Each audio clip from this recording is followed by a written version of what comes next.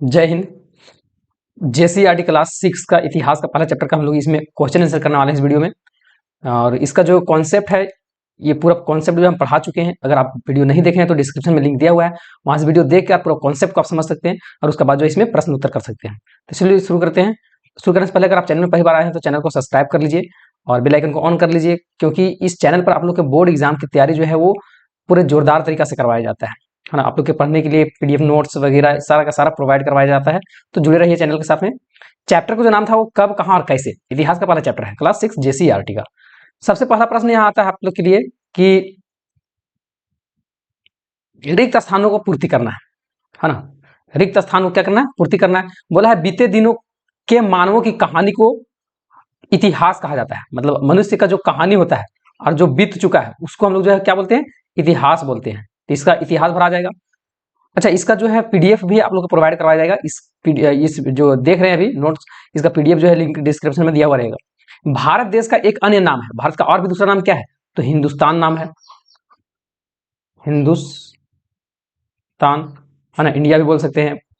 अब आगे आता है कि भारत का सबसे पुराना धर्म ग्रंथ है तो वेद है ना। वेद जो है क्या है, वेद भारत का जो है वो सबसे पुराना धर्म ग्रंथ है। उसके बाद है प्राचीन काल में अवशेषों के अध्ययन को जो है क्या बोला जाता है, तो पुरातत्व बोला जाता है। इसका बाद और भी एक क्वेश्चन था है ना, पुरातत्व कहा जाता है। इसका बाद एक और प्रश्न था, उसका उत्तर केवल बता दे रहे हैं, प्रश्न यहाँ तो नहीं टाइप हो पाया।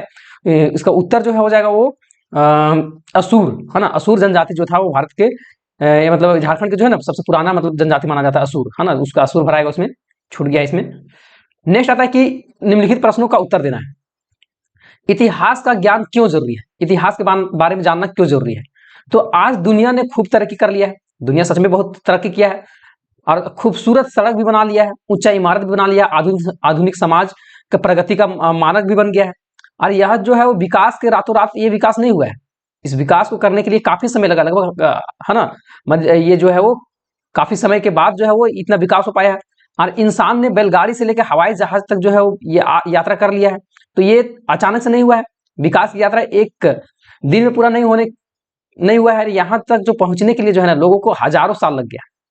मतलब यहाँ क्या बोला जा रहा है कि इतिहास का ज्ञान क्यों जरूरी है। तो आज दुनिया बहुत तरक्की किया है, तरह तरह के सड़क भी है, ऊंची इमारत भी है, आधुनिक समाज में प्रकृति भी बहुत कर लिया है।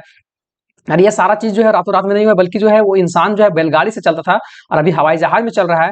तो इसको इतना पूरा होने में लगभग जो है 1000 साल लग गया है ना। एक दिन की घटना की जानकारी के लिए हम एक दिन की अगर घटना की जानकारी अगर लेना है तो हम लोग समाचार पत्र देखते हैं है ना, न्यूज़पेपर देखते हैं, न्यूज देखते हैं। ये सब मतलब एक दिन की अगर जानकारी लेना है तो समाचार पत्र देखते हैं, टेलीविजन देखते हैं, रेडियो ये सब सुनते हैं। लेकिन अगर बहुत पुराना चीज की अगर जानकारी लेना है तो उसके लिए हम लोग को इतिहास जानना जरूरी होता है। तो लेकिन बहुत वर्ष पहले क्या हुआ है, इसके लिए इतिहास का ज्ञान बहुत ज्यादा जरूरी है, तो इसलिए इतिहास का ज्ञान जरूरी है। नेक्स्ट आता है कि प्रागैतिहासिक है ना, प्रागैतिहासिक और इतिहास में क्या अंतर है। तो प्रागैतिहासिक जो होता है वो जिस काल में मनुष्य कोई भी लिखित साक्ष्य नहीं मिला, मतलब कुछ लिखने पढ़ने नहीं जानता था, उसका किसी तरह का सबूत नहीं मिला है कि ये लोग पढ़ने जानता था लिखने जानता था, तो उसको हम लोग बोलते हैं प्रागैतिहास है ना। उसी को हम लोग बोला जाता है प्रागैतिहास। लेकिन मानव की प्रगति की कहानी, उस भाग को इतिहास कहा जाता है। मतलब मानव जो प्रगति कर लिया है और मानव जब हर एक चीज से पढ़ने लिखने लगा है, ये सबका साक्ष्य मिल गया है, तो इसी को हम लोग क्या बोलते हैं, इतिहास बोलते हैं। नेक्स्ट आता है कि पांडुलिपि से आप क्या समझते हैं है ना। तो पांडुलिपि क्या है, तो पहले तो ये छाप खाने नहीं थे है ना, छापने के लिए कुछ ऐसा नहीं था। ये छाप प्रिंटिंग प्रेस जो आया है बहुत बाद में आया है।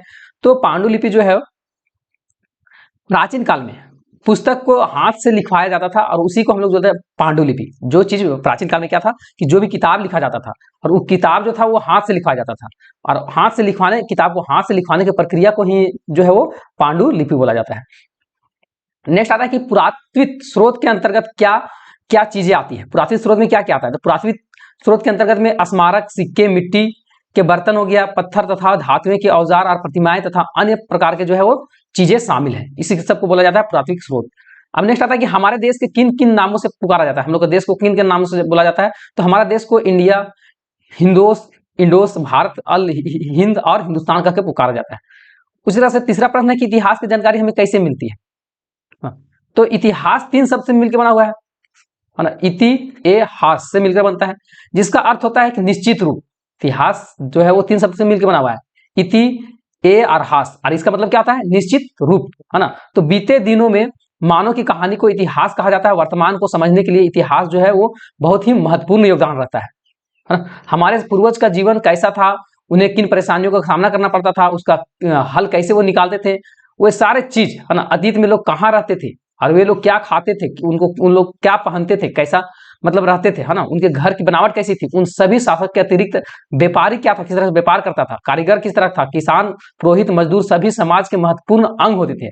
और उन्हीं के विषय में जानने बिना हम उन समाज को जो है वो सही ढंग से समझ नहीं सकते हैं। वो सारा चीज जानना पड़ेगा तब हम लोग समाज को समझ सकते हैं।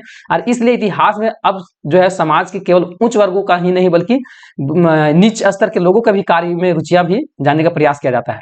और इतिहास में जीवन से जुड़े विभिन्न पहलुओं का भी अध्ययन किया जाता है।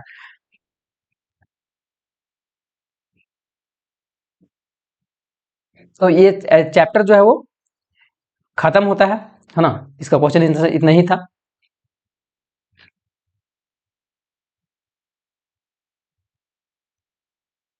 इसका पीडीएफ का लिंक जो है वो डिस्क्रिप्शन में मिल जाएगा, वहां से आप लोग डाउनलोड कर सकते हैं।